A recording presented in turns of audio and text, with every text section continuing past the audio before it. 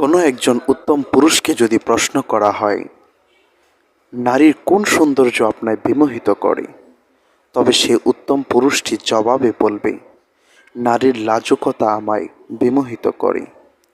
নারীর সৌন্দর্যের ভূষণের মূল ভূষণটি হচ্ছে লাজুকতা, আর ইসলাম এই লাজুকতা শিক্ষা দেয়। লাজুকতা নারীর সৌন্দর্যকে ফুটিয়ে তোলে, কিন্তু পশ্চিমা বিশ্ব এটা সহ্য করতে পারে না। মুসলিম নারীরা সৌন্দর্য ফুটিয়ে তুলবে, মুসলিম নারীরা ধার্মিক হবে, মুসলিম নারীরা সুন্দর মতো জীবন পরিচালনা করবে, এটা পশ্চিমা বিশ্বের ভালো লাগে না। তাই আমাদের নারীদেরকে সমান অধিকারের নামে নারীদেরকে বেহায়াপনার দিকে ঠেলে দিচ্ছে, নারীদের পোশাকের স্বাধীনতার নামে বেহায়াপনার দিকে ঠেলে দিচ্ছে। আমরা নারী জাতির প্রতি দৃষ্টি আকর্ষণ করে বলবো, ওই পশ্চিমা আদর্শের দিকে ধাবিত না হয়ে ইসলামের আদর্শকে নিজের জীবন চরিত্রের সাথে মিলিয়ে নিন।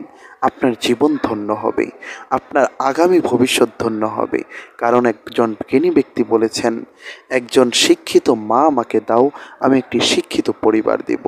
আপনি যদি ধার্মিক হন, আপনার সন্তান এবং আগামীর পুরুষগুলো ধার্মিক হবে বলেই আশাবাদী।